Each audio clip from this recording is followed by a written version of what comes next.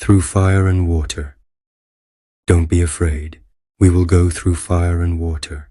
Through fire, when temptations seem to us like fire in their action. These are shameful thoughts, hatred, envy, and similar passions. Through water, however, when thoughts of despair and gloom come to us, drowning the soul in the waters. After the trial by fire and water, we will be lifted into spiritual peace, freed from low thoughts and graced without passion. Like an autumn leaf, urge yourselves, my children, to spiritual endeavor. After the test of fire and water, we will be raised to spiritual peace, liberated from base thoughts and widowed by grace, without passion, like an autumn leaf.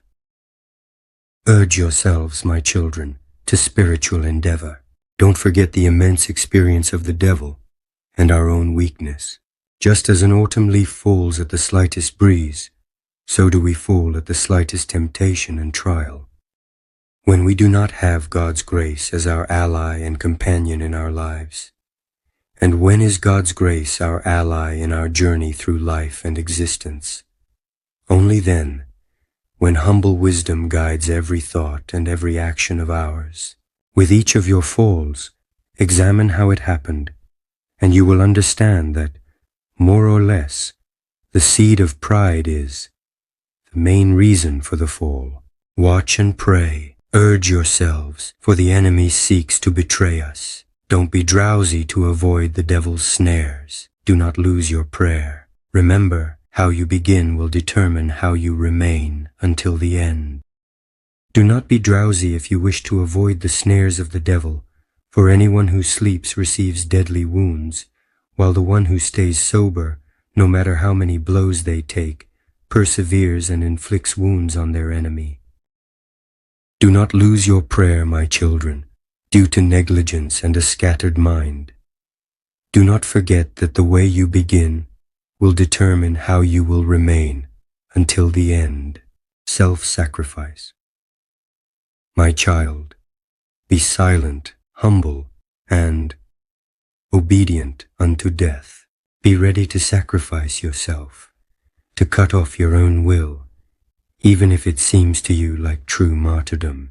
This is called self-sacrifice. When you have done all this, do not be afraid of anything, of any evil, neither from demons nor from people, for those who keep divine commandments are protected by God from all evil. The devil does not sleep. The devil leads us astray, and we forget that we must urge ourselves, for the days pass, and we gradually approach death, to the point of unending regret. Urge yourselves, my children. Time is running out. Be attentive and watchful to yourselves.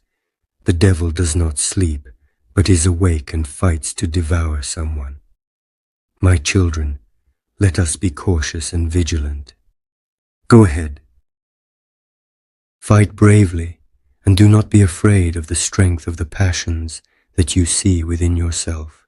For grace depends not so much on the strength of our passions, but on our efforts to improve ourselves. This is exactly what determines the outcome of the matter. Do not look back, but move forward firmly. Urge yourself as much as you can, for only self-discipline saves. Do not despair when you see the strength of the demon's passions.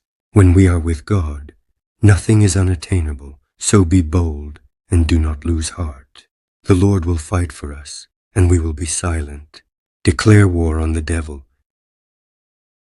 My children, it is necessary, by offering a perfect sacrifice of your will and your desires, to declare war on the devil, the world, your bad inclinations and weaknesses. The old man of passions must leave our hearts, and then a man according to God will be born, that is, dispassion and purity, both of the soul and the body. Strive with boldness and trust in God. The devil will sometimes attack you with the desires of the world, but you must be vigilant, like a soldier on duty, so that you do not fall into spiritual drowsiness, and so that the devil does not destroy you. Be careful and attentive. The worry of demons.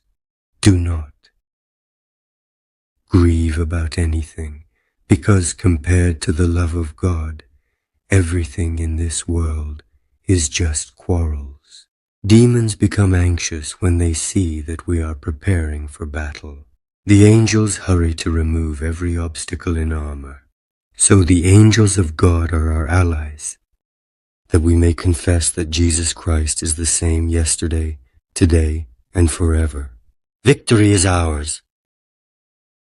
It is necessary for the courage within us to reach the point where we can say, with a resolute voice, even if they hand me over to death, I will not waver in my faith in the Christ who called me. I will lay down my life, but I will not waver even for a moment.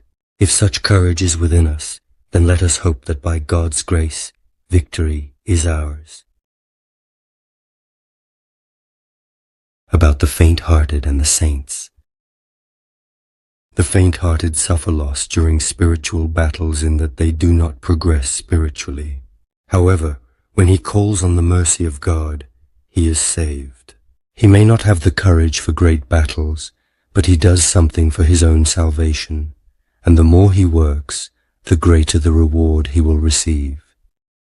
Having become righteous, the saints endured temptations, either because of certain shortcomings or to receive greater glory, as they possessed great patience.